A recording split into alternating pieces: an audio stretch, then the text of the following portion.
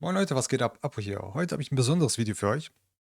Ein Speed-Team, was unter 'ner Minute laufen sollte. Sogar noch schneller, wenn die Bauteile passen und. Aber es ist kein sicheres, zu hundertprozentiges Team momentan auf unserem Stand jetzt. Wenn man später natürlich viel Bauteile gefarmt hat und viele gute Qualitäten an Bauteilen hat, könnte das Team bestimmt zu 100% laufen, weil man kann dann tankiger bauen, man kann mehr Schaden draufhauen, ist nicht so abhängig von gewissen Faktoren wie Crit Rate Buff oder Attack Buff. Man kann die Leserate vielleicht besser bauen und. Und deswegen ist es halt jetzt momentan nicht so hundertprozentig gut, das Team. Aber für den Anfang tut es auf jeden Fall. Also ihr werdet immer wieder mal Rückschläge haben leider, weil die Ninratte auch sehr gerne mal die Dots nicht draufpackt. Und liegt zum Beispiel daran, dass der Kapitän noch nicht stark genug ist, sonst wäre der Boss jetzt schon längst down. Und wir hätten auf jeden Fall einen sehr sauberen Run. Der nächste Punkt ist, die Ninratte ist noch nicht full skill-upt. Das bedeutet, sie muss eine Runde warten, bis sie überhaupt ihre Fähigkeit aktivieren kann. Was natürlich ärgerlich ist für uns. Aber für den Anfang tut's definitiv. Hm, Wenn wir Crit-Schaden und Genauigkeit reinbekommen würden, können wir die behalten? Ja, behalten wir mal. So, genau, das wollte ich auf jeden Fall dazu sagen. Wie funktioniert dieses Team? Dieses Team funktioniert in dem Fall so, dass wir mit ihm hier quasi uns buffen mit einem Angriffsbuff und einem Crit-Rate-Buff. Das gibt uns 30% Crit-Rate und 50% Attack, wenn ich mich nicht täusche. Damit kann unsere Leseratte quasi mit dem dritten Skill einfach alle one-shotten. Wir haben auch noch nicht alle Skill-Ups hier. Das heißt, wenn wir hier auch noch unsere Skill-Ups haben, machen wir natürlich deutlich mehr Schaden. Und vielleicht brauchen wir auch nicht mehr den Attack-Buff und können drumherum besser bauen, dass das Team vielleicht stabiler läuft. Aber das ist so ein Ansatz oder hat sehr, sehr viel Potenzial. Und das ist ein sehr guter Ansatz für ein zukünftiges Speed-Team, was unter einer Minute safe laufen kann. Das einzige Problem ist unsere Ninratte. Die Ninratte ist ja dafür da, dass der Boss schnell gedown ist und der mittlere Boss auch. Das Problem ist aber nur an dieser Fähigkeit, können bis zu 6 Debuffs bekommen. Wir haben 76% Genauigkeit. Ich habe versucht, ein bisschen höher zu gehen, um zu gucken, ob es daran liegt, ob manchmal, wir können es ja mal einmal nochmal durchlaufen lassen, weil das Problem ist, dass manchmal nicht alle 6 Dots draufkommen, aber in der Fähigkeit drin steht nicht dran, dass es eine Chance ist, sondern dass es eigentlich sicher sein sollte. Deswegen glaube ich immer noch, dass es an der Genauigkeit liegt, wie viel Genauigkeit man hat. Vielleicht muss man auch in den Dungeons 100% haben, aber laut dem Herausforderungsbuch braucht man ja quasi nur 60%.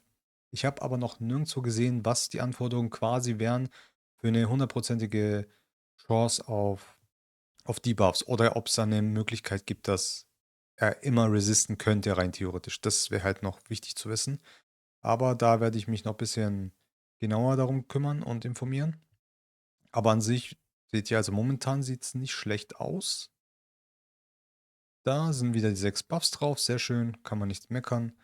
Also in den meisten Regeln funktioniert, dass er die 6 Buff bekommt, aber es kann auch immer wieder sein, dass die 6 Buff nicht drauf sind. Dann sind es vielleicht nur 4 oder 5. I don't know. Manchmal so, manchmal so. So, wir sehen, wieder 57 Sekunden circa. Funktioniert auf jeden Fall. Wir sind auf jeden Fall immer unter einer Minute, was ziemlich cool ist. Ich werde das Team auch jetzt ein bisschen benutzen, auch wenn ich ab und zu mal fehle. Wenn ich bei einem Fünfer-Run ein- oder zweimal fehle, ist es nicht so tragisch, solange die Chance über 60% ist. Normalerweise würde ich sagen nein, aber bei einem Team wie das hier, im Vergleich zu einem 3-Minuten-Team, wenn man da zweimal failt, ist das okay. Also wenn von 5 Runs 3 Runs auf jeden Fall funktionieren, dann ist man in der Zeit, wo man normalerweise einen Run macht, hat man dreimal den Run geschafft. Würfel würde ich dafür aber natürlich dann nicht benutzen, ne? Die Würfel auf gar keinen Fall. Was man hier vielleicht noch ein bisschen machen kann, ist Glückrate noch ein bisschen erhöhen, dass man halt noch höhere Chancen hat, um irgendwas zu bekommen. Aber ansonsten funktioniert das Team folgendermaßen. Er sollte der langsamste sein. Wir gehen natürlich auf Inspirationsset, ne? Also ihr versucht so viel verbündet ATK reinzubekommen, wie nur geht. Bei dem haben wir jetzt zum Beispiel ein also Zweier-Set quasi, zweimal Inspirationsset. Die stacken auch die Sets. Also je mehr verbündete ATK-Sets ihr habt, desto besser ist es. Schaut mal einfach mal die Leseratte. Die hat einfach durch den Bonus plus 719 ATK dazu. Das ist nicht wenig. Wenn wir ihn natürlich später besser bauen können und besser cleaven kann, umso besser für uns. Was ich aber euch auf jeden Fall sagen kann, sind die 3 werden für später definitiv für ein gutes Speed-Team auf jeden Fall, denke ich, sehr wahrscheinlich dabei sein. Die Frage ist halt, wir brauchen bessere Qualität von Bauteilen. Mehr Lebenspunkte, vielleicht schneller.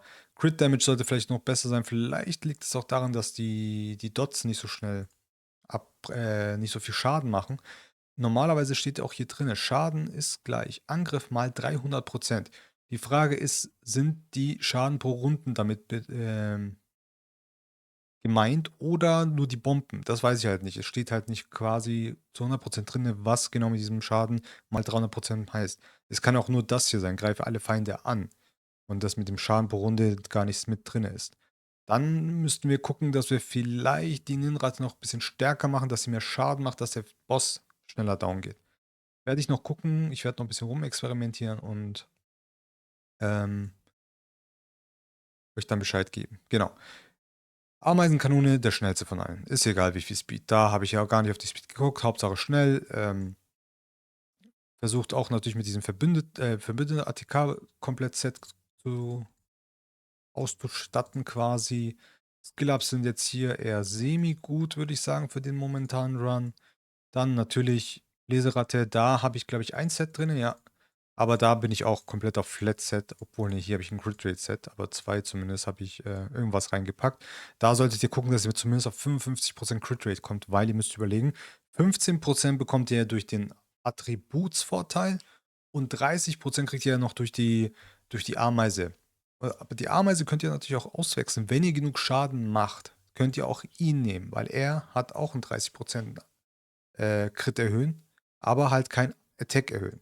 Das ist halt der Nachteil. Wenn euer Leseratte mit ohne Attack Buff trotzdem die Welle cleart, seid ihr good to go. Braucht ihr den Attack Buff gar nicht. Also ihr braucht die Ameise quasi dann nicht. Ansonsten, klar, Leseratte sollte der drittlangsamste sein. Ich glaube, die Reihenfolge ist quasi so, würde ich sagen. Nee, falsch. Die Reihenfolge ist so. So ist die Reihenfolge. Erst kommt immer er dran, dann die Leseratte wegen der ersten und dritten Welle, damit die ihre Fähigkeiten nicht benutzen. Dann in der zweiten Welle, wo der Miniboss ist, kommt er wieder dran, er dran, aber die Cooldowns sind ja, ne, die Skills sind auf Cooldown. Deswegen macht er dann diesen Multi-Hit. Dann resettet er quasi die Skills nochmal von allen dreien. Dann kommt er und lässt platzen. Boom. Dadurch, dass wir ja Skill-Ups hier schon drin haben und auf 4 Runden runter sind, braucht er quasi nicht so zu sein. Also er braucht nicht vor ihm zu moven, deswegen und vor allem würde es auch nicht mehr funktionieren. Vierte Welle genauso wieder, die zwei machen dann die Welle down und dann, sobald man wieder beim Boss ist, sollte in der Regel die Ratte versuchen, wieder mit diesem Skill reinzuknallen. Aber wir brauchen erst 4 Runden, damit er direkt, sobald wir beim Boss sind, wieder diesen 6-Hit macht. Aber ansonsten müssen die halt eine Runde ausharren und da kann es halt passieren, dass der Boss wieder Gegenangriff macht und. Aber so in der Art ist das Team. So solltet ihr die Speed-Reihenfolge nachmachen, falls ihr das machen wollt. Aber ich sage euch immer noch, versucht das Team nicht, zumindest in eurem jetzigen Zustand, wenn ihr neu seid und noch nicht kein 10er-Team habt, versucht dieses Team nicht zu bauen, auch wenn ihr die Monster dafür habt. Tut das nicht. Ich habe dafür ein anderes Video gemacht, wo ich nur mit 3 Freestars benutze und ein Team, wo ich ja noch den Kapitän mit dazu genommen habe. Funktioniert super mit dem Kapitän zusammen. Vor allem, wenn er Six-Star ist, weil er dann auf der ersten Fähigkeit diesen Schaden pro Runde auch nochmal zusätzlich hat. Plus mit Stahlflügel zusammen carryen die eigentlich quasi. Also die 3 carryen euer Team. Ihn würde ich halt noch mitnehmen mit Betäubungsrate. Einfach nur, weil man die Wellen dann besser clearen kann und kein RNG mehr passieren kann. Ansonsten als letztes habe ich halt noch die Popo-Reiterin mit Verteidigung und Angriff, Verringerung vom Boss. Mit dem Team seid ihr gut. Also nur dazu noch einmal. Deswegen, ich wollte es einfach nur einmal zeigen, weil das Team sieht sehr, sehr stark aus. Hat Potenzial auf jeden Fall, als ein sehr, sehr krasses Speed-Team durchzugehen später. Aber wie gesagt, wir brauchen noch Bauteile, Qualität und. Deswegen nochmal dazu. Genau.